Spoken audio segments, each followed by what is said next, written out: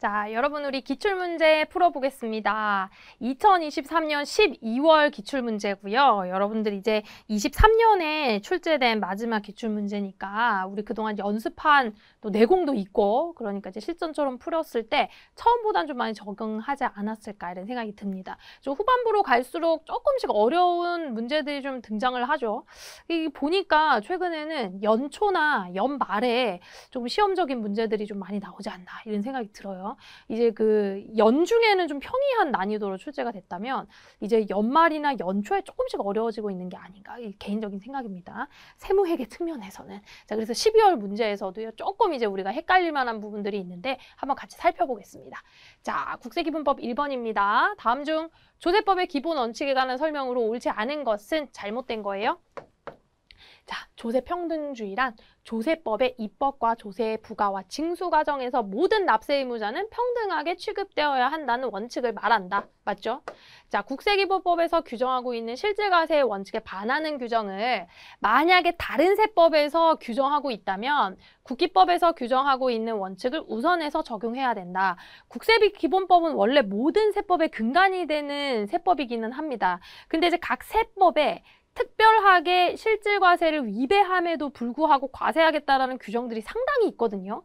대표적으로 의제 간주공급이라던가 의제 기부금이라던가 특히 또 부당행위 계산 부인이라던가 이런 것들은 사실은 실질하고 상관없이 세법의 논리에 따라서 과세하겠다 이런 개념들이 있잖아요. 그러니까 사실은 국기법에 있는 실질과세의 원칙이 대원칙이긴 하지만 개별 세법에 다른 것들이 규정하고 있다. 그러면 그걸 따라가겠다. 그런 내용입니다. 그래서 얘는 잘못된 거예요. 이 문장은 사실 여러분들이 그동안 만나본 문장은 아니지만 읽으시면서 그런 내용들을 떠올릴 수 있으시면 좋지만 다른 문장들이 맞구나라는 걸 생각하고 이걸 정답을 찾아내셔도 잘하신 거예요. 자, 신의 성실 원칙이란 납세자가 그 의무를 이행하거나 세무공무원 둘 다 지켜야 되는 원칙이죠. 납세 의무자가 세법에 따라서 장부를 갖추어 기록하고 있으면 이것에 대해서는 증거자료에 의해야 하는 거죠. 그래서 잘못된 거 2번 보시면 되겠습니다. 자, 2번 문제. 세법상 특수관계인에 관한 설명으로 옳지 않은 것은 특수관계인이냐 아니냐 이런 문제는 계속 나오고 있습니다. 최근에 개정이 됐기 때문에 어느 일방을 기준으로 특수관계인이다. 그럼 쌍방관계이기 때문에 상호관계죠. 그래서 다른 상대방에서도 특수관계인으로 봅니다. 맞고요. 특수관계자인 배우자 그리고 사실혼 관계에 있는 배우자 모두 다 특수관계고요.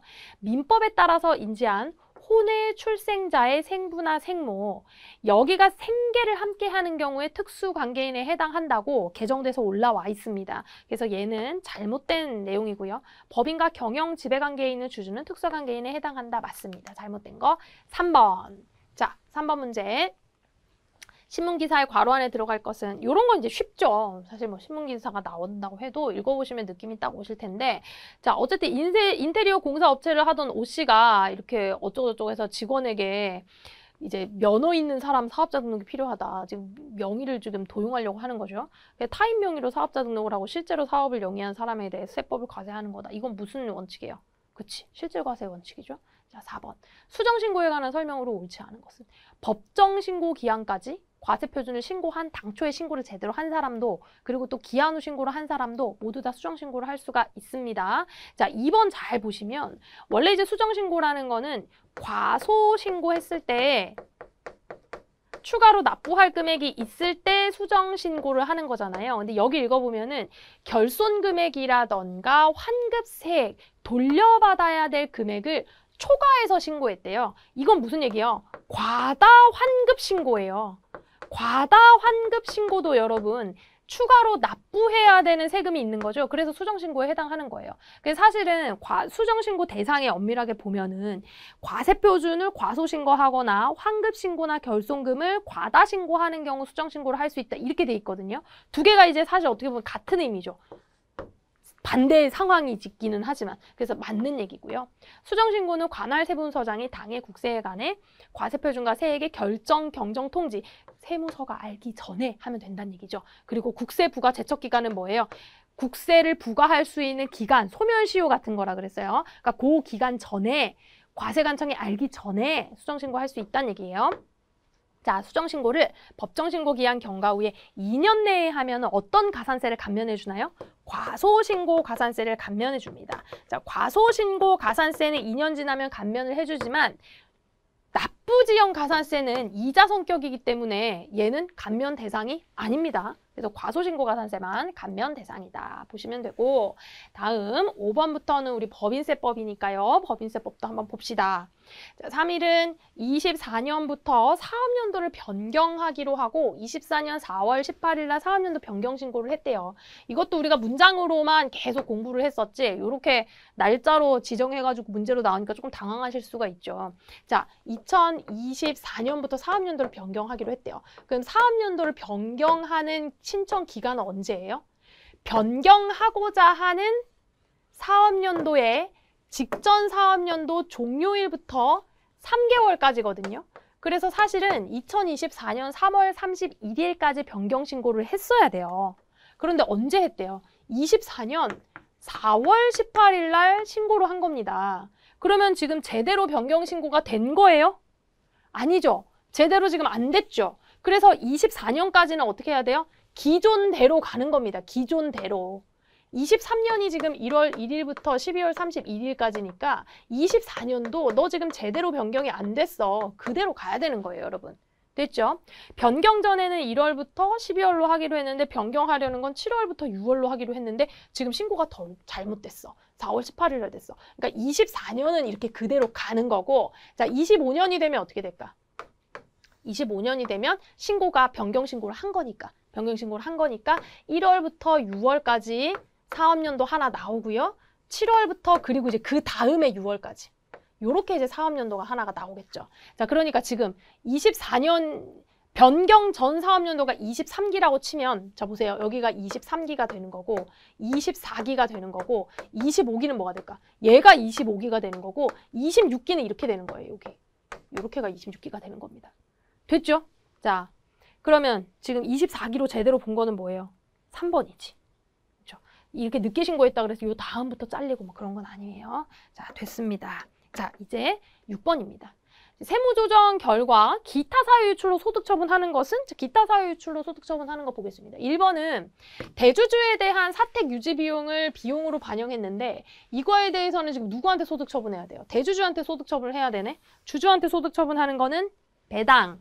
토지를 취득해서 부담한 취득세를 비용으로 계상했네. 토지 취득할 때 매입 부대 비용으로 들어온 취득세는 어떻게 해야 돼요? 토지에 들어가야 되죠. 자산에 가산해야 되죠. 그래서 얘는 유보호 가야 돼요. 자, 세 번째, 기업 업무 추진비 한도 초과한 거는 무조건 기타 사회 유출이죠. 그래서 얘는 기타 사회 유출 가는 거고, 임원 상여금을 한도 초과하는 거는 상여로 가는 거죠. 그래서 기타 사회 유출은 3번이 되겠습니다. 자, 7번 문제. 입금으로 인정되는 금액은 얼마인가요? 자, 주식 발행 초과금 입금인가요? 이거 입금 불산입이죠. 채무 면제이익 입금인가요? 입금입니다. 2월 결손금의 보전에 충당했으면 입금 불산입인데 충당 안 했다 그랬죠? 국세, 지방세, 과오납금의 환급금이자 입금 불산입입니다. 토지의 양도금은 입금이죠. 너무 쉽다. 600만 원이다. 자, 8번 문제. 3일에 손익계산서에 비용 처리된 겁니다. 손금 불산입 금액을 계산하면 얼마인가? 자, 직장 회식비 손금인데 우리 사주조합 운영비 손금이죠. 자, 업무 수행하고 관련했지만 벌과금을 냈어. 이런 거는 손금으로 인정 안 하죠. 업무 수행이랑 관련됐다 하더라도. 자, 국민건강보험료인데 회사가 내야 될 부분을 낸 겁니다. 이거에 대해서는 당연히 손금 인정받아야죠. 자, 의무적으로 납부하는 것이 아닌 공과금, 이런 게 이제 임의 출연금 뭐 이런 건데, 야, 네 맘대로 쓸데없이 왜 비용으로 반영하는 거야? 이런 거 어떻게 손금으로 보면 안 되겠죠. 주식 할인 발행 차금도 손금으로 보면 안 되겠죠. 주식 발행 초과금이 안 되는 것처럼. 그래서 뭘 구하라 그랬지? 손금 불산이 구하라 그랬네? 350만 원 됐습니다. 자, 9번. 3일은 2024년도 업무용 토지에 대한 종합부동산세 92만 7천 원을 싹 다 세금과 공과금으로 비용 반영을 했네요. 세금과 공과금으로 비용 반영을 했네. 근데 이 중에서 비용이 안 돼야 되는 애가 누가 있다? 가산세가 있다. 2만 7천 원 가산세는 손금, 불산입, 기타 사유유출로 들어가야 된다. 다 10번. 3일은 24기에 회사가 제조한 기계를 할부 판매했습니다. 할부 판매하고 인도했어요. 자, 요거 잘 볼게요. 우리가 항상 이게 인도 언제 했느냐 이런 것이 따지면서 어떤 거래를 했느냐를 판단하는 게 중요하다 그랬습니다. 자, 24기에 계약일이 2월 25일이에요. 2월 25일 날 판매 금액 5천만 원짜리인데 얘를 어떻게 했대? 인도했어요. 인도 이미 했습니다. 그리고 대금 결제 조건은 24년 2월 25일부터 계약금을 500만 원씩 500만 원 그 언제 또 한다 그랬어? 6개월이 경과할 때마다 900만 원씩 계약금은 500만 원이고 6개월이 경과할 때마다 900만 원씩 5번이네. 6개월 경과하면 얼마야? 8월 25일 날 얼마? 900만 원. 그리고 또 다음에 또 900만 원. 뭐 이렇게 간 거예요. 자, 어쨌든 지금 우리가 거래 형태는 장기 할부 판매 모양입니다. 맞죠? 왜냐하면 일단 인도했고요. 인도 기준으로 해서 최종 할부금이 지금 1년이 넘었잖아. 1년이 훨씬 넘었죠? 그러니까 얘는 장기 할부 판매인데, 자, 우리 지금 법인세법 입장에서 장기 할부 판매를 처리하는 원칙, 회계 원칙은 뭐예요? 인도 기준이에요. 맞나요? 세법의 원칙은 뭐예요? 세법도 인도 기준이에요, 여러분. 세법도 인도 기준이에요. 그러니까 회사가 어떻게 했대? 단기에 5천만 원 전체를 매출로 인식했다는 얘기는 인도 시점에 5천만 원 전체를 입금을 수익으로 잡았네. 그러면 세법은 야, 네가 지금 싹 다 인도 기준으로 5천만 원 잡았어? 오케이, 세법도 입금으로 보는 거 인정할게. 그러면 둘이서 세무조정할 필요가 없어지는 거죠. 심지어 여기 단서 조항에 뭐라고 돼 있어요? 중소기업이 아니며 라고 돼 있습니다. 자, 중소기업이 아니니까 우리가 더 이상 생각할 필요 없이 네 회사가 인도 기준으로 5천만 원 매출 인식했으면 세법도 인정하겠다. 세무조정 없다. 이렇게 나오는 거예요. 자, 여러분 하나만 조금 더 추가로 살펴보면 만약에 회계에서 회수 기준으로 인식을 했다면 회수 기준으로 인식한다는 얘기는 올해 24년에 받아야 되는 돈이 계약금 500하고 첫 번째 할부금 900만 원이 있었잖아요. 회수 기준으로 1,400을 만약에 인식을 했다면 매출로 세법도 인정해요? 세법도 인정해요. 회수 기준으로 1,400 인정합니다. 오케이, 세무조정 없어요. 1,400 했을 때 1,400 인정하고요. 인도 기준으로 5,000 했을 때 또 5,000도 인정해요. 세법은. 자, 그런데 만약에 이제 중소기업이다. 우리 회사가 만약에 중소기업이었다고 치면 얘가 인도 기준으로 중소기업이 인도 기준으로 5천만 원을 계상했다. 그랬을 때 우리는요. 세법은 회수 기준으로 1,400 신고 조정할 수 있는 게 특례였어요. 자, 그러면 회계는 인도 5천 했는데 세법은 회수 1,400을 한다 그러면 어떤 세무조정이 들어갈 수 있어요? 입금 불산이 얼마를 뺄 수 있어? 3,600을 뺄 수가 있네. 입금 불산이 3,600 마이너스 유보 이런 세무조정을 해서 세법이 이렇게 신고조정으로 회수기일 기준 할 수 있다. 이게 장기할부 판매에서의 특례였습니다. 중소기업 특례. 됐죠. 근데 우리 이번 문제는 중소기업이 아니었고 명목 기준으로 인도 기준 수익 인식한 게 아무 잘못이 없었기 때문에 세무조정 없다.